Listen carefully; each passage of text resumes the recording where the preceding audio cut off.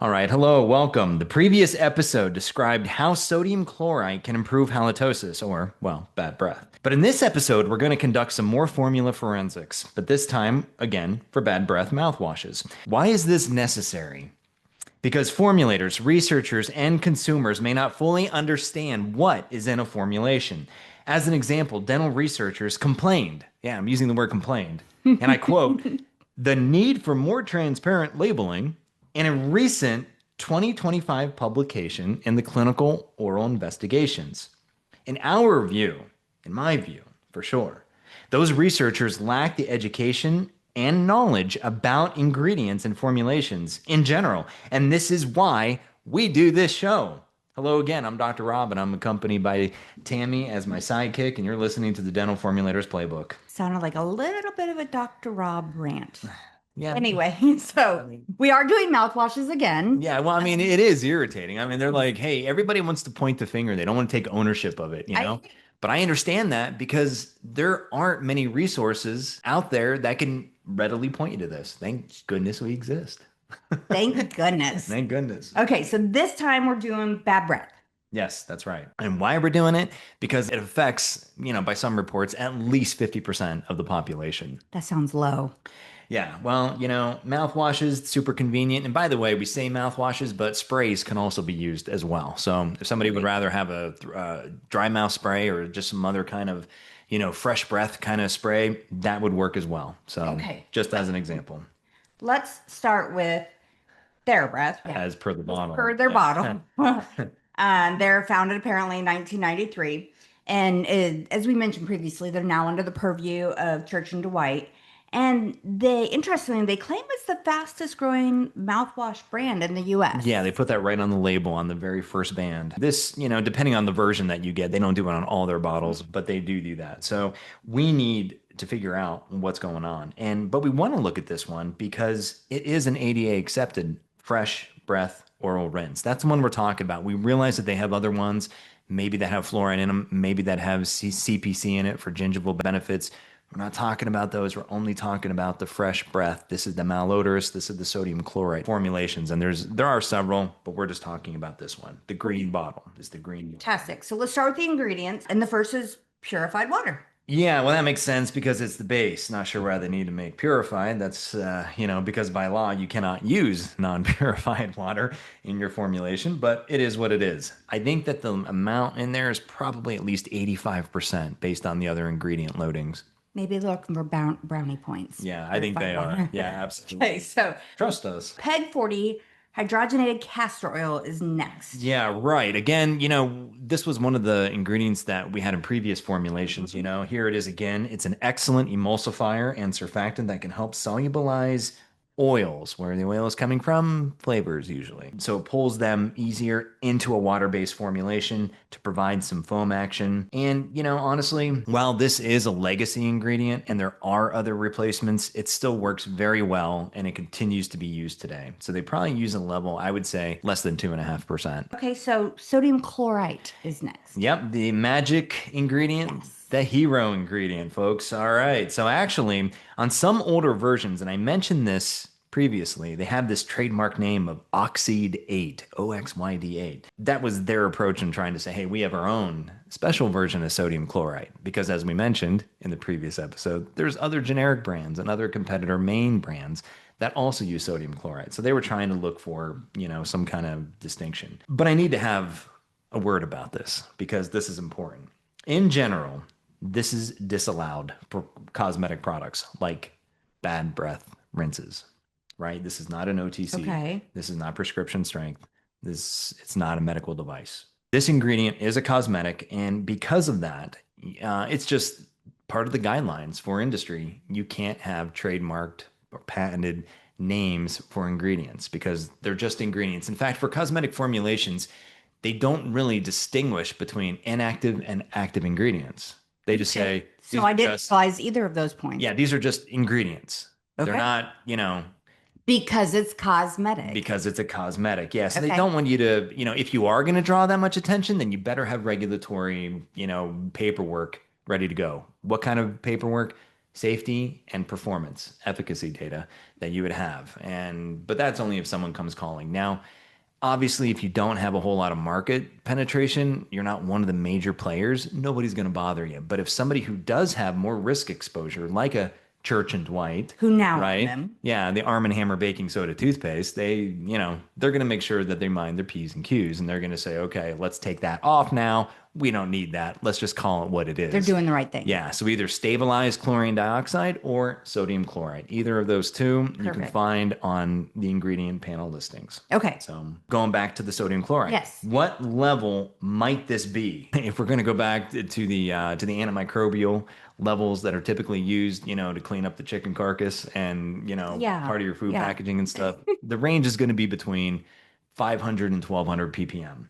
So, or what does that mean? 0.05 to 0.12%. Okay. We talked about in the previous episode, 0.16 experimentally in the lab, very effective, and even 0.016 was also effective. I'm believing that their level is probably within that range.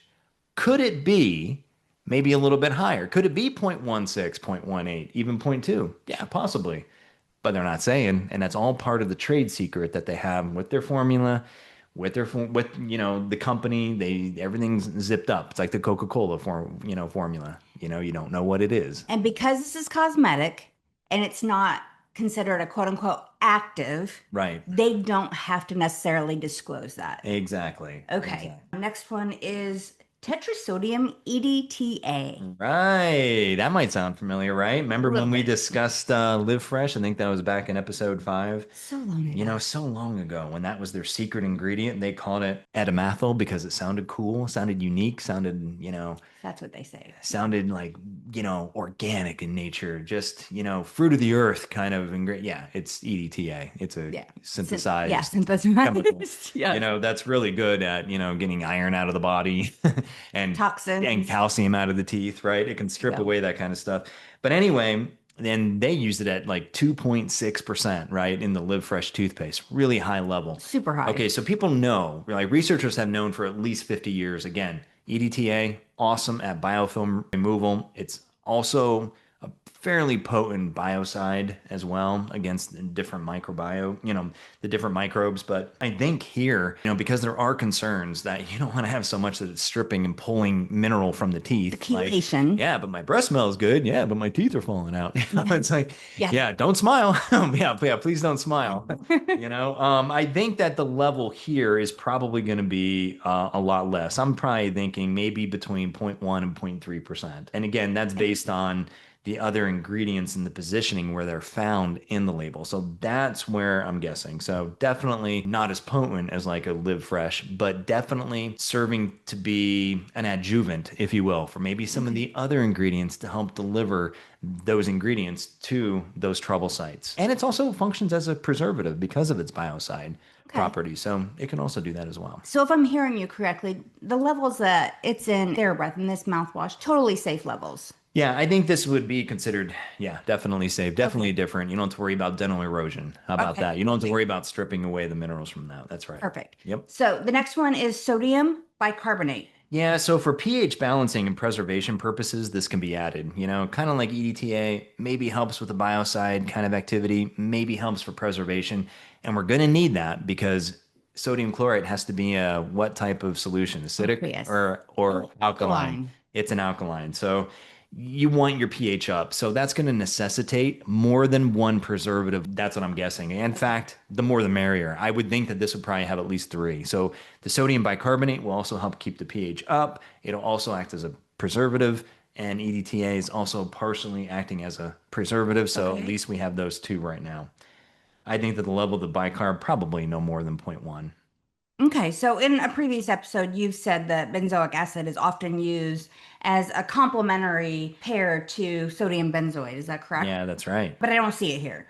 No, what do you see? I basically see the next one is flavor. Well, you just see sodium benzoate and no benzoic acid, right? Correct. Okay, so yeah, that's right. So that's yet another one. So that'd be the third kind of preservative or ingredient that has the preservative properties. So I think the sodium benzoate, again, probably not at a level greater than 0.1, might even be a lot less than that, like maybe, 0.05. Why do you think that the benzoic acid counterpart is not included? Because it needs to be an alkaline solution, correct? Otherwise, it gets activated Yeah, yeah, or. you don't want to activate it in the bottle, Right. right? That would be premature. And Right. That makes sense. we don't want premature activation. Okay, we're gonna move We on. want we want that chloride to be so potent whenever you open that bottle and you swish it in your mouth that it's going to do its business against the acidic kind of malodorous species, those volatile species, right?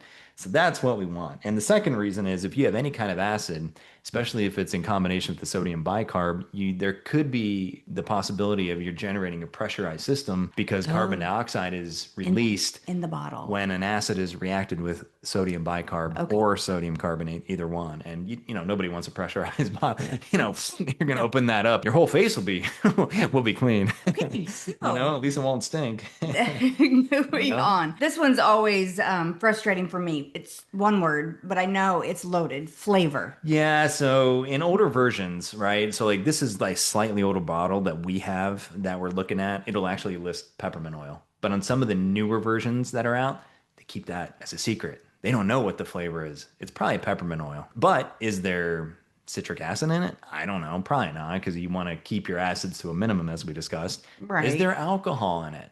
I don't know. Maybe not. Are there other terpenes in there? We don't know. Are there other preservatives? We just don't know. So they keep that stumm. They keep that on the down low. They don't talk about it. We just call it flavor. I'm thinking that the level probably that they use is again up to 0.3%. Flavor is like the dirty little secret trick. It's to a put dirty things in there. And that's the only one that is regarded as like an exception for the cosmetic rule where you don't have to necessarily list everything because it's your flavor. That's the proprietary stuff. And again, we talk about it. Even the formula houses are pretty reluctant to actually divulge all of that stuff unless you're willing to actually completely buy this custom-made formula that they're making from scratch. And so depending on your business and everything else, it just may not be worth it to go down that road. Okay, so the last ingredient here is sodium hydroxide. Bam. So another pH elevation, ingredient, not so much necessarily for preservation, mainly for pH. So they really want to keep this formulation in an alkaline environment. Right. So I think that they're probably not using more than 0.3%. I just don't see it. I would think that, the pH of this formula, I think we had already talked about it previously. It's going to be probably between 7 and 8.5. So I think maybe even closer to 8, really, just to make sure that you have an alkaline ready to go mouthwash that you can use for your malodorous needs. Yes, we'll go with that. Yeah. Okay, so that was the last ingredient. At the beginning of the show, you mentioned some dental researchers lack knowledge about formulations. You had a bit of a Dr. Rob rant and ingredients. So what was the paper about specifically, and did they even test this mouthwash? Yeah, so they tested lots of mouthwashes, I think 81 in total, and they used a lab-based model that assessed the performance of these various mouthwashes that had all different ingredients. You should see what they're... That's a lot. 81. Yeah, and they kind of knew what some of the active ingredients were because it actually helps them. It says on the bottle what the active ingredients are, but if you didn't tell them, they were clueless. They were like, we don't know, it's just other, and they just randomly categorized it in other. Look, I'm not trying to throw too much shade, but it was kind of a whiny paper, to be honest with you, not only in the intro, but also in some of the conclusions, definitely in the discussion of the data. And they were like, we need more insight onto what is on the label and what these products are for. Look, I understand that, but it's not just the manufacturer's responsibility because the manufacturer, the brand, you're trying to also protect your stuff, yet remain competitive against others in the space. You're trying to carve out a niche so that you can have some success because you too need to live and you need to have companies that, this is for profit. We can't always give away the secrets. Yeah, so we're just not, just because you don't understand, we're not just going to say, oh, I'm sorry, you don't understand what's in Coca-Cola or the Pepsi formula. I think we should tell you, and now you know. It just doesn't happen. So that's why I kind of take issue with that. But I also take issue with that because they use S-mutans, which is an initial colonizer, and that's fine. But again, S-mutans is opportunistic. Is it involved in caries? Yes, absolutely it is. Is it a primary caries agent? No, it is not. Usually your lactobacilli are because they're the ones that can quickly, readily ferment sugars, produce the acids. They're the ones that can quickly do this, drop the pH very quickly. S-mutans is slow. Why is it slow? Because it builds the biofilm. It builds the home. Yes. Anybody who's ever had a home built or knows or lives in a home, it takes time to build a home, Very to do long all that time. processing, all that molecular machinery that's going on. Do they colonize? Absolutely. Are they responsible for some of the disease? Absolutely they are. We're not saying they're not, but they're not the primary one. And most importantly, they're looking at these mouthwashes. Sometimes they're categorizing them, right? They have bad breath ones. They have ones for gingivitis. They have ones for whitening. Come on, man. S. mutans is not involved in all of that. It's not Right. involved in necessarily gingivitis. It's not necessarily involved in whitening, and it's not necessarily involved with malodor. Those aren't the primaries. So it's just funny, I just, and they even said in their model, this is a fluoride free.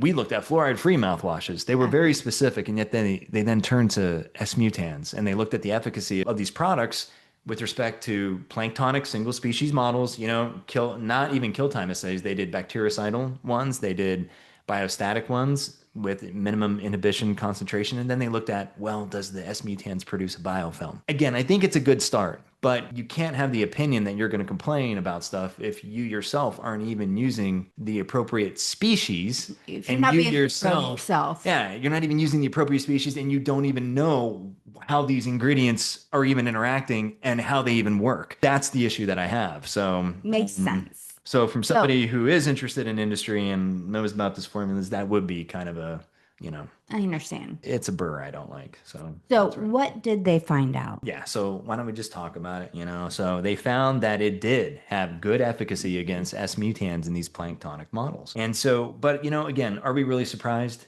No, because it received the ADA seal for malodor, So we know that they've had clinical studies done, and so we know that that's effective. But like we talked about before, the mouth isn't just one bacteria. There's over 700 bacteria in our mouth. Yeah, that's right. And that's why the clinical studies are good. And it even says on the label here, clinically proven to last over 12 hours. So you know that they have clinical testing done on that. Now, again, is this a cosmetic product or is it a drug product? Cosmetic. Yeah, cosmetic product. So the hero ingredient or the magic ingredient is what? Sodium There chloride. you go. So the evolution of chlorine dioxide occurs when it meets the malodorous species, which are acidic, right? Correct. Okay. Do you think that there's other ingredients that are in there that might help contribute to the germ, to the malodorous elimination? I'm going to defer to Dr. Rob. Well, I think the peppermint oil may help. A large part of that has the menthol molecule in there, and that's pretty potent, as we know. I mean, obviously, that's one of the four quartets of the essential oil and alcohol combination that's found in, for instance, Listerine. But I also think, and we talked about this, EDTA can also have some benefits. The sodium bicarb can also have some benefits, and the PEG 40 castor oil too as a surfactant, because it's easy to grab up some of these species and stuff. Maybe not necessarily the bad breath gas that is produced, but certainly the species. Okay. Because that's just what it does. It's a detergent. It's like washing your soap, washing with soap your dishes or whatever. I mean, it's going to have some modest benefits. All of those are adjuvants that will help the sodium chloride do its action. So you're kind of like stacking them together and making it more powerful by using them in combination. Yeah, that's right. That's what I would think. So given it's one chamber, and I know you haven't measured the pH on it, you have a pretty good idea of what it would have to be, right? Yeah, I think between 7 and 8.5, and I think probably closer to 8, based on all those ingredients. Because it's in one chamber, it has to be alkaline. Yeah, that's right. Because otherwise you would have premature activation. Pressurized bottles. Yeah, no. Premature activation. Try to stay away from it. It does affect some formulas. But this one, I don't think it does. Now, I will say, I heard this formulation does not have any sweetener in it. And that's a big deal because if you taste this tastes pretty, I don't know. Clinical? I don't even know if it tastes clinical. It just tastes like sterile. There's like nothing in it. Like I hate this rinse. Like they say that it's peppermint oil. I don't like it at all. You can't just put flavors in without sweeteners. It's almost like, you have to kind of trigger multiple aspects of the tongue in order to appreciate the whole flavor profile. Okay. Sodium is so important. So salt can sometimes help, right? Yep. Sour notes. So you got to hit the salty. You got to hit the, the sour notes, or maybe you got to hit the sweet stuff. And peppermint oil is not sweet. That's more of a bitter kind of thing, right? So you're having, you're meeting some of these, the bicarb delivers some of the salty profile, but it doesn't do anything with sweetness, right? And you can't put in too much citric acid because you would have premature pressurization. You don't want that either. There's something missing from here. And that would not be my formulation of choice. Again, I'm not trying to throw shade. I'm just trying to say, hey, he didn't say there was a sweetener in it. Yeah, you're right, because there isn't. And that's an opportunity that I think really needs to be addressed To improve because it. maybe other people are fine with that and that's fine, but there are sweeteners in the other one that we will talk about. So Okay. I think that that's important. So, in general, we conduct some microbiological testing using an in vitro, what we call a PGRM model. Yeah, that's right. Usually that's for, anti-plaque, anti-gingivitis, exploratory, laboratory-based assessments. We have tested some formulations. Have I tested the chlorides? I don't think I've done a lot of work with that yet, but I have tested the hypochlorite. I will say that the hypochlorite kind of acts more or less like the essential oils, but they're less effective than those essential oils. Okay. Actually with or without the alcohol. It doesn't really have an inhibitory pathway whenever we do it in our mixed species model. So Okay. we're not just looking at one species, it's multiple. So you'll have gingivalis in there, you'll have lactobacilli groups, you'll have streptococci, you'll have malodorous It's stuff. representative It's representative of what's in our mouth. Yeah, and why? Because we actually use human plaque. I mean, we harvest that and then and then that's what we use in the model. So I mean, that's just what that is. It's a higher level. I think you're going to get better insight and expectations if you were thinking about going into a clinical study, right? So you could do the planktonic, but sometimes the planktonic, like these single species and these very basic tests, sometimes they fail when they go to the clinic. Right. There's not enough to bridge that. So that's why we have that model. But we'll probably talk about that model in the future. But the hypochlorite, it doesn't have this like wicked potent effect like cetylpyridinium chloride. Okay. Okay, so the model that we use show that, and of course, we're not the only ones that support that belief. I mean, the FDA only has CPC listed as an active ingredient for gingivitis, Right. the Listerine quartet with the alcohol as an active ingredient, and stannous fluoride as the active ingredient. Sodium chloride's not there. Right. So you really wouldn't expect sodium chloride to have that kind of response. Okay. And honestly, it's a great null response, right? I mean, that's kind of what you want anyway. That makes sense. Making sure it's not actually giving you a Right. false positive or something. Right. I believe with respect to TheraBreath, I believe they have multiple mouthwashes, and Yep. some of them even contain cetylpyridinium chloride. Yep, that's right. And if I remember correctly, these have additional labeling, such as Yeah. healthy gums oral rinse. Yes, that's right. And they're able to do that because of the CPC. Is that correct? Yeah, that's absolutely correct. Yeah, in fact, sometimes they'll say, hey, look, you can actually help with this product. They'll put it right on the label. TheraBreath has done this. They're not the only ones. It'll help fight gingivitis for 24 hours. Okay. Now, do you think that they have clinical data for that? Probably not. If they do, great. But I think that this is a really creative inference that is made based on an interpretation and reading of the monograph, because the monograph specifically calls for CPC to be used twice daily to fight gingivitis. They don't use the word fight, but they say, to prevent or inhibit or support against plaque and gingivitis. I think this is one of those areas. It's kind of like a gray area, right? I mean, the monograph states certain things. It is a proposed monograph. It's not final, so you don't have to, so maybe there's a little bit more wiggle room than would otherwise exist. But I think that there's space here. And you might be saying, hey, Rob, why are we talking about, CPC and claims and stuff whenever we're talking about sodium chloride? Because it's important to get these distinctions right. Mm-hmm. On this bottle of sodium chloride, it has for 12 hours. This was probably most definitely clinically tested. They had the EDTA seal, for instance, for that. Mm-hmm. On another rinse that maybe is for gums and they have 24 hours, do they necessarily need to have clinical data? Probably not. Again, other companies have this similar kind of claim. Maybe they'll asterisk it. You'll see the asterisk, and it won't say based on lab studies or clinical studies. It'll just say like fights plaque or fights gingivitis. And that's kind of an indication to say, well, look, maybe clinical data would be nice to have, but do we truly need to have it? Well, no. That's why these OTC monographs exist. So everybody doesn't have to reinvent the wheel every time they want to make a fluoride-based product or a CPC-based product, right? So this is like one of those interpretations of what is already there. You have to use it twice daily. Notice how they didn't say once daily for 24-hour protection. They said twice daily. Sounds almost like a loophole. I don't know if it's a loop. It might be considered a loophole. I think, it's interpretation. I think it's a creative interpretation. If you point to some of the legacy brands that are doing this, maybe some of those brands, and including not only the big name brands, but also the grandfathered ones that still might be smaller, but they still have existed. If it's working and they're not getting flagged for it by FDA inspectors or the FTC, Right. or maybe a competitor that's bringing it to the attention of the National Right. Advertising Division, then maybe it's okay. Okay, so of course, we've said this multiple times. Having clinical data will help with any claim or statement you make on the product. Yeah, absolutely. I think it's always great to have the lab and clinical data because, again, even if it's a cosmetic, you can still be challenged by your competitor or by their Federal Trade Commission.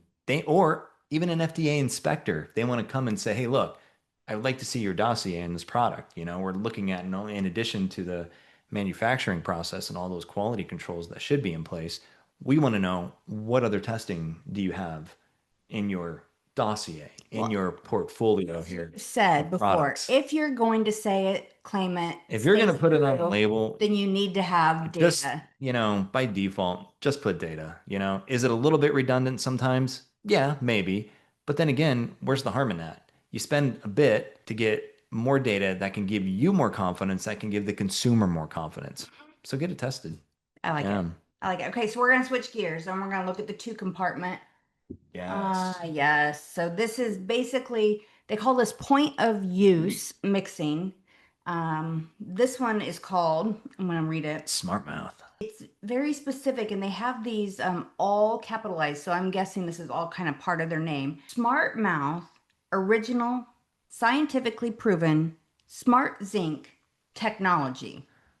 And that's the mouthwash that this is. Yep. Okay. What else do they say? They say they have 24-hour bad breath prevention. I don't see any asterisks or indications that they have data to support this. Do you think they have clinical data to support this? And if so, what would be the basis for this claim? Well, because they too have been around for some time, I think also around 1993. I do believe they have the data, but they do not refer to it on the label. In my view, that's a limitation of this product. Consumers should have improved understanding and confidence in the product they're purchasing. I mean, it just makes sense, right? I think it would be my recommendation to, if you have any studies or whatever, put an asterisk there and put, based on lab studies, based on clinical studies, whatever. I think that would be good. I don't think they have the seal. Maybe some of their products do have the seal, but that's fine. Doing a little bit of research first. The website for the origin story of this company says it's also found in 1993. So that's the same as TheraBreath. Is that correct? Yeah, while they both might have been founded at the same time, the approach obviously is distinct. So how so? Well, point of use mixing, split chamber, right? Two Right. distinct chambers, one alkaline, one acidic, whereas TheraBreath is just the single compartment, which is just alkaline only, right?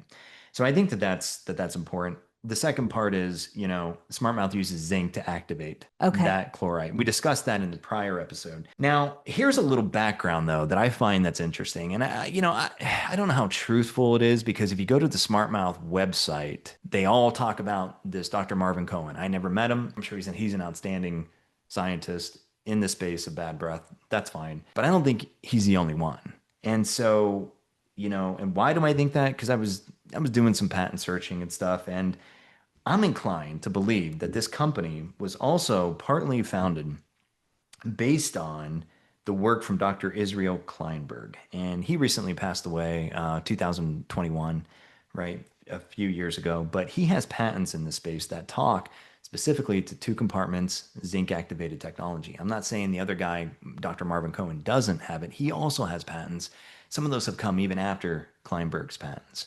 Okay. But Kleinberg is especially important because he's the one that pioneered the use of arginine for oral care benefits, whether that's maybe sensitivity. That was his big thing before Colgate, got in on it. And they got in on it by getting access to the licenses and the technology from the State University of New York at Stony Brook. Okay. That is where Kleinberg worked. That's where he had his whole career. And that's who actually owns all the patents, including the stuff for this mouth technology. And because Kleinberg is, he's a giant in the field, right? I mean, he's done these studies. He's had successful products, including with with the arginine and stuff that was, again, initially for sensitivity, but then also has bled into the anti-caries potentially for those benefits, right? Colgate has that stuff, Mm-hmm. and there certainly are clinical studies that do exist that show that there's a benefit. I think that the formulations for SmartMouth are inspired by his activity. I mean,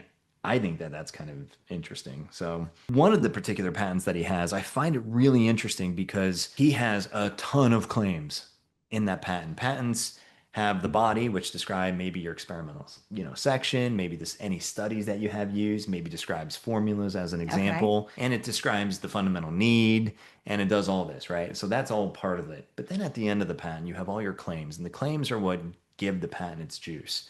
Anybody who will be looking at claims, they'd be like, Mm-hmm. okay, what are the strength of your claims? You could Yeah. have the best written patent application. It could be 100 pages long. How strong are your claims? That's the key. And not only just claims in general, your independent claims. So you have independent claims, then you have dependent claims that rely on those independent ones. So maybe the product will say, hey, look, you need two chambers. That's your claim one. But the claim could be really big, right? But your Mm-hmm. dependent ones, the supporting ones, will say, okay, in one of those chambers you need zinc.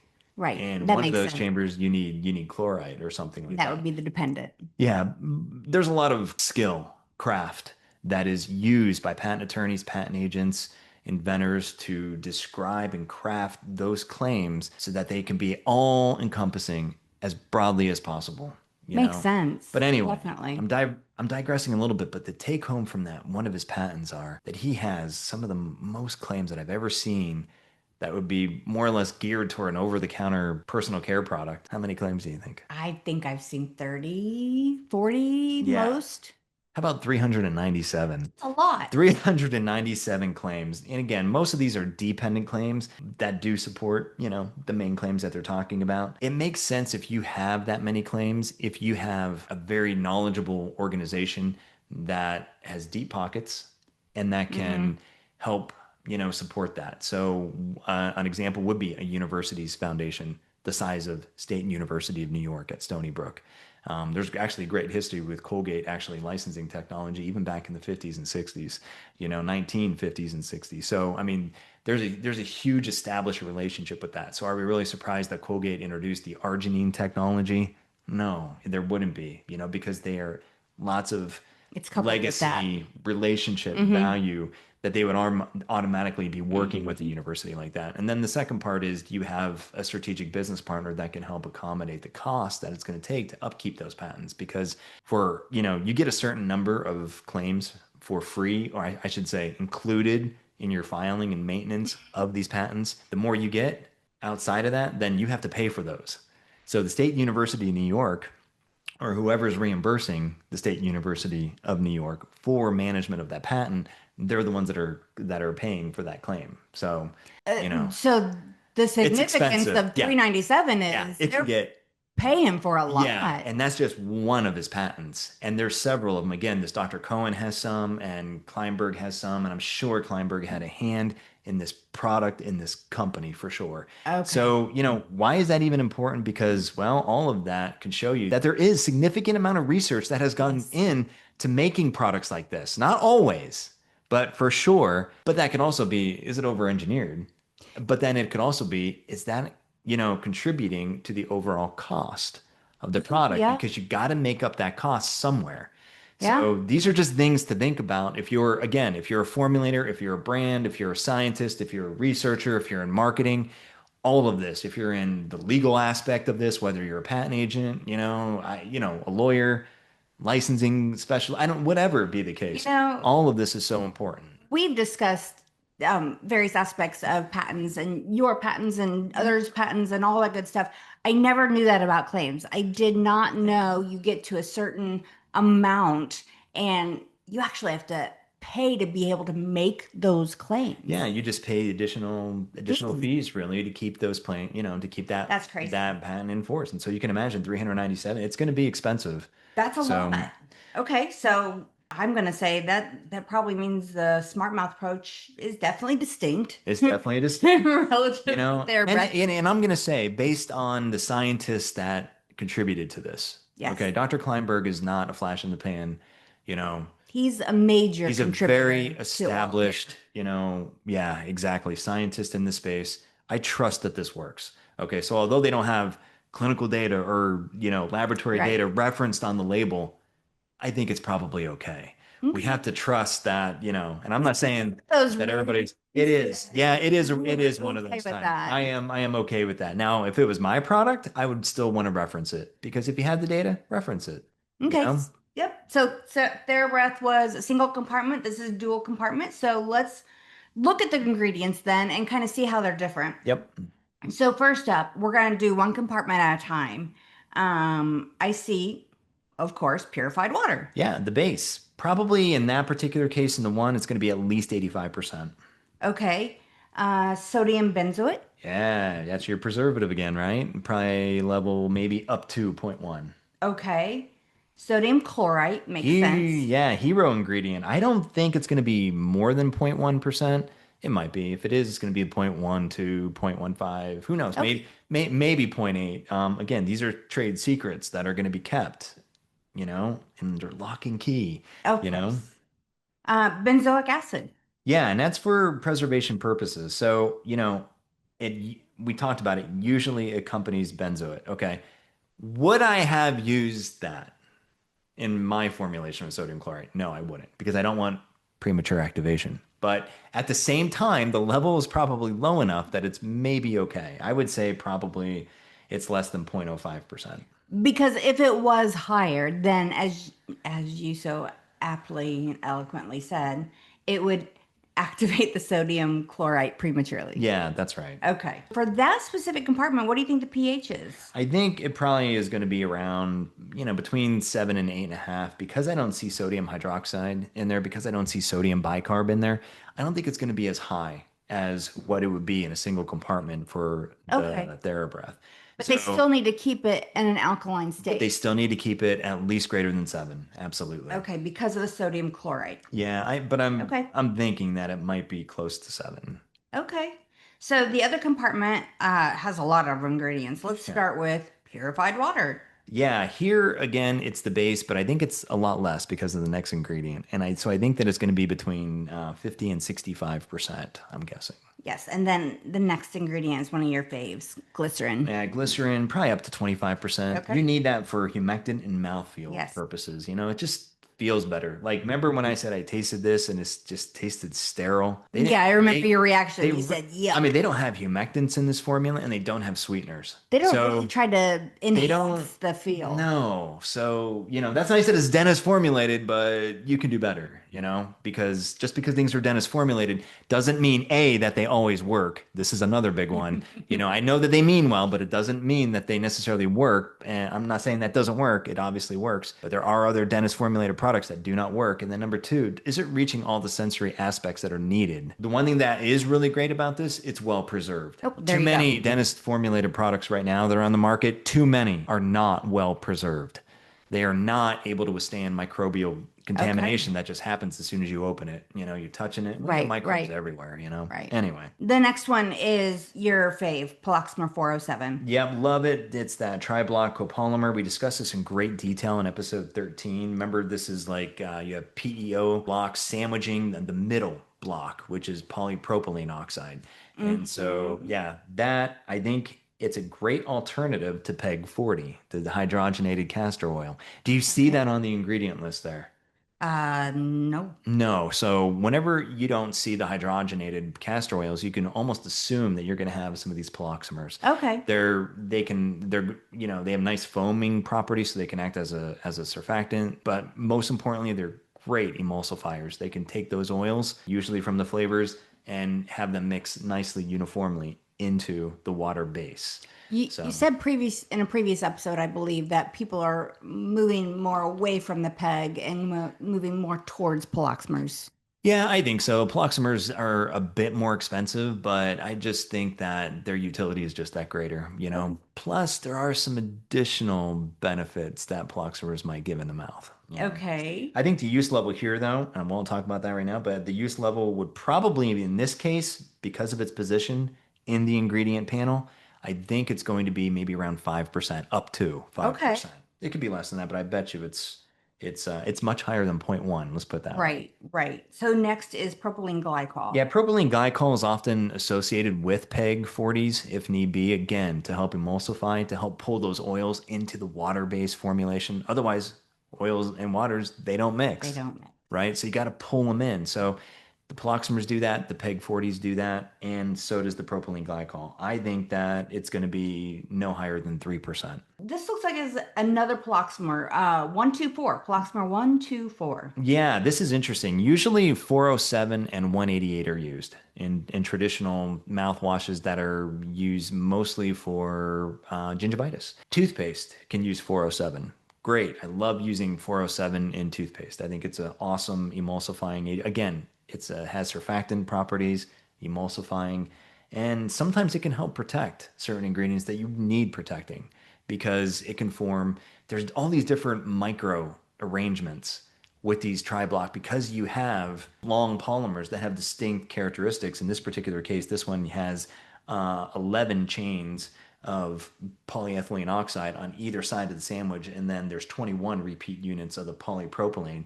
You can get micelles, you can get ellipsoidal types of shapes, you can get rod type shapes in there. That might have an interesting characteristic microscopically with other ingredients that are in there, like zinc.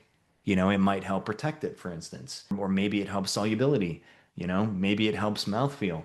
You know, the aspects of that are way deeper than what it would seem. You could put a graduate student or a student on that, they could probably study these formulations for years, you know, to Oh properly my characterize goodness. it. But it's not easily known in a formulation. I can't say, oh yeah, well, it's going to have a micelle diameter of about 50 nanometers at this pH, and then it extends. But that's the sensitivities of it. But you know what? We don't care. We just want to know, does it work? Right. Does it inactivate any active ingredients? I'm referring to gingivitis, or does it help promote as like an adjuvant to help deliver the zinc or the sodium chloride together in the mouth? Does it increase substantivity? You know, is Which it is what it does here. yeah, because you want things to stay in the mouth too. Whenever you use it in your mouth, you're going to want, I mean, that's the whole purpose of a surfactant. It helps to coat, you know? You Hmm. want it to coat, but you also want it to kind of strip away some of the protein rich biofilms that may exist. Like, you know, if it's just protein rich films like a pellicle, or if there is some bio character to that, it all goes to the cleaning action, to the spreading action. Are you delivering the active or the hero ingredient well enough?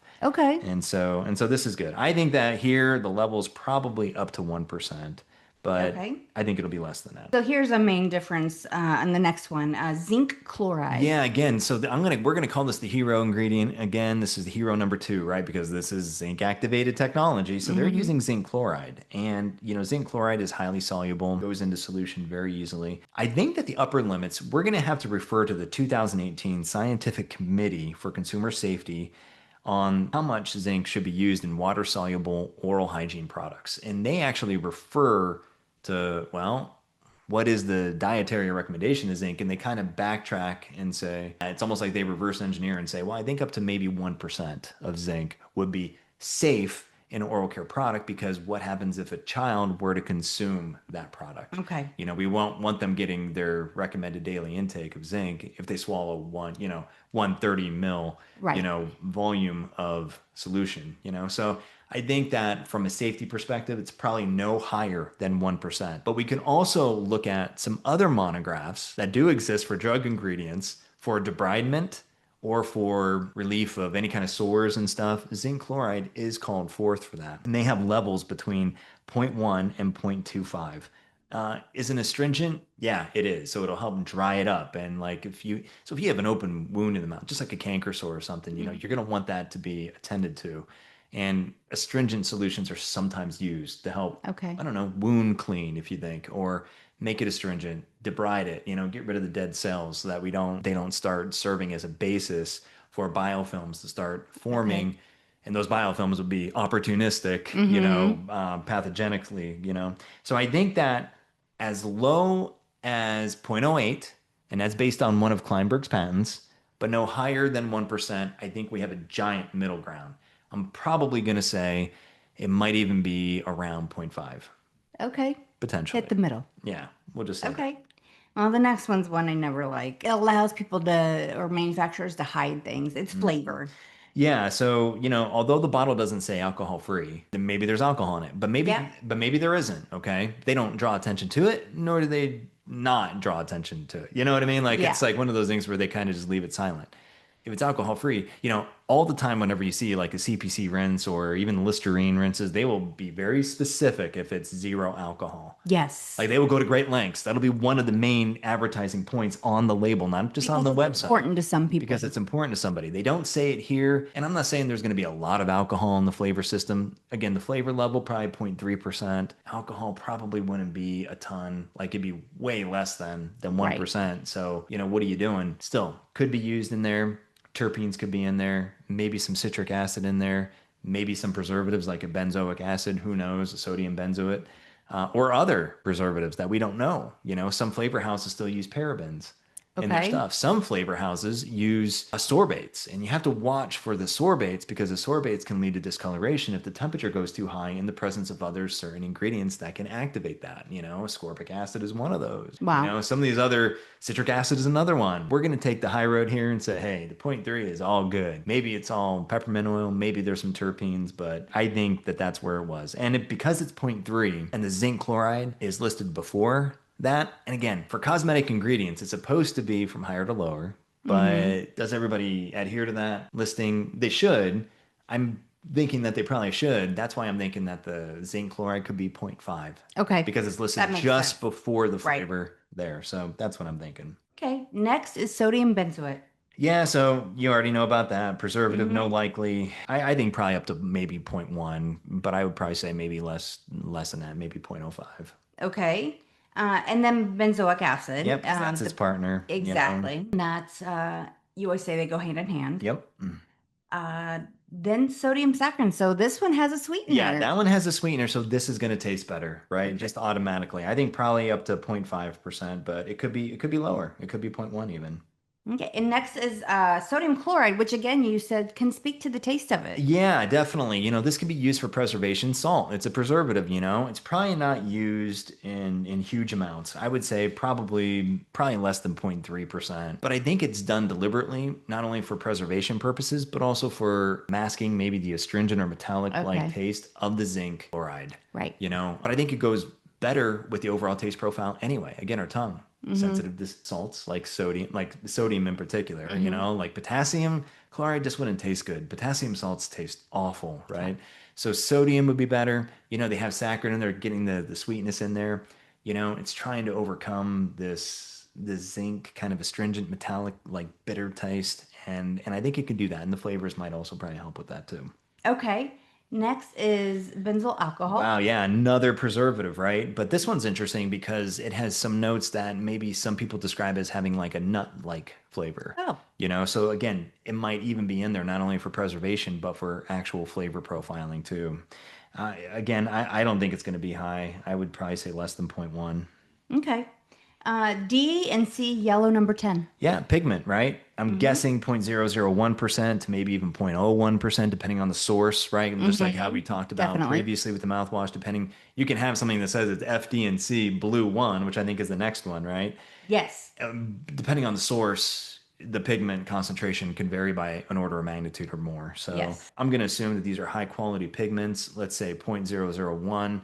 So you have yellow, they also have blue. Green. So it's going to make green. Yeah. So that compartment should appear to be green. So that's all the ingredients. Because this is not the first compartment, the one that we know needs to be alkaline, Yep. and this is the second compartment, Yep. what do you think the pH might be? I don't think it's that low. And the reason why I say that is because of all of these other preservatives that are used. And again, some of the preservatives are going to act like taste maskers, right? And, they're going to influence that flavor profile. I would say the pH likely ranges, closer to 6. Okay. It might be 5. And again, we could always measure this. We could do this ad infinitum, right? But just from a general perspective and knowing from what these are, you can kind of get an idea on that. There you go. Absolutely. Okay, so that was very helpful. These formulations certainly very different, despite the instructions being essentially same. They basically say swish for 30 seconds twice daily. Yeah, and I think that they took that again, not only from the gingivitis monograph, which suggests that 30 seconds twice daily, but also the fluoride rinses, which also do the same thing, 30 seconds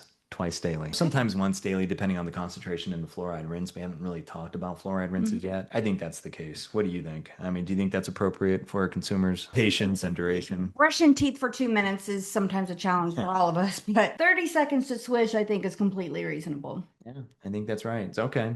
Well, we talked about the label. We talked about some of the zinc activation stuff and the 24-hour indication that they're.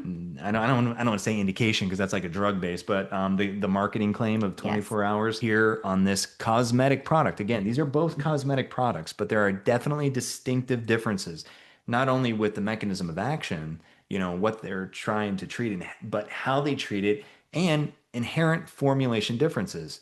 This one lacks humectants and flavors, this TheraBreath. This one does not, but this one has dual chambers, This one is going to rely on point and mix using, there's opportunities and to have other rinse formulations that have this. So I think that this is a hot area. It's not going away. People are always going to have bad breath.